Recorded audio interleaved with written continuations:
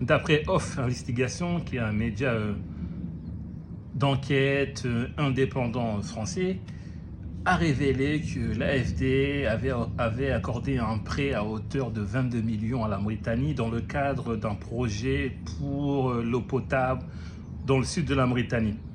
Ce projet non seulement n'a jamais eu lieu, non seulement l'argent s'est volatilisé.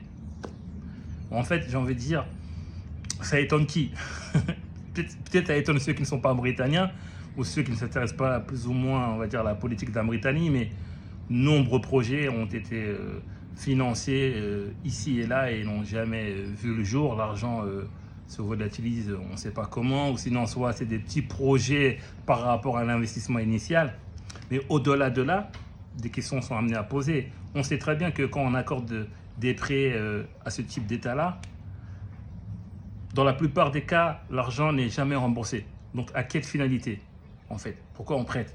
On sait très bien que non seulement les projets ne sont jamais réalisés comme ils se doivent, soit c'est des projets, voilà, ce qu'on appelle des éléphants blancs, ou bien tout simplement, soit ces projets ne sont jamais réalisés. Du coup, pourquoi on prête de l'argent? Non seulement que l'AFD, c'est un organisme public, c'est l'argent des Français, des impôts des Français, et d'un côté, on prête de l'argent à un État qu'on sait qui ne va pas rembourser. Et du coup, c'est aussi plus ou moins la population derrière qui paiera aussi les pots cassés.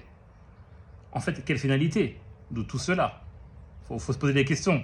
Moi, j'ai ma petite idée derrière cela, mais je vous la pose à vous pour vous amener aussi à la réflexion derrière cela. Premièrement.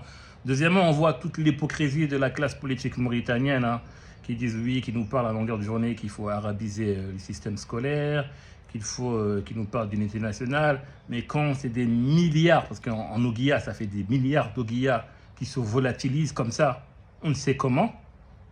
Là, c'est silence radio, personne ne parle.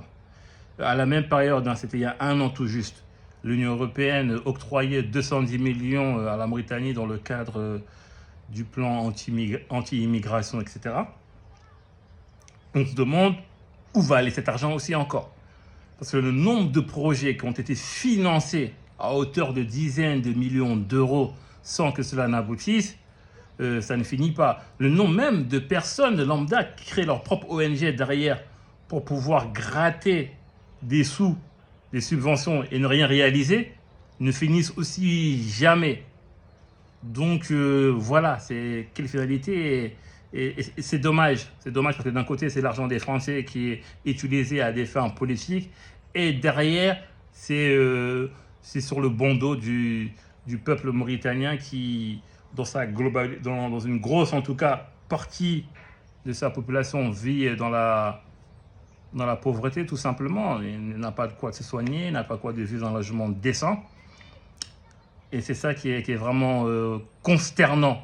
Mais je reviendrai plus longuement à travers une vidéo que là je posterai sur YouTube.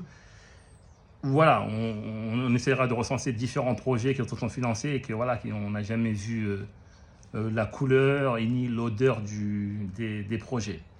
On se dit à très bientôt la famille, d'ici là, portez-vous bien.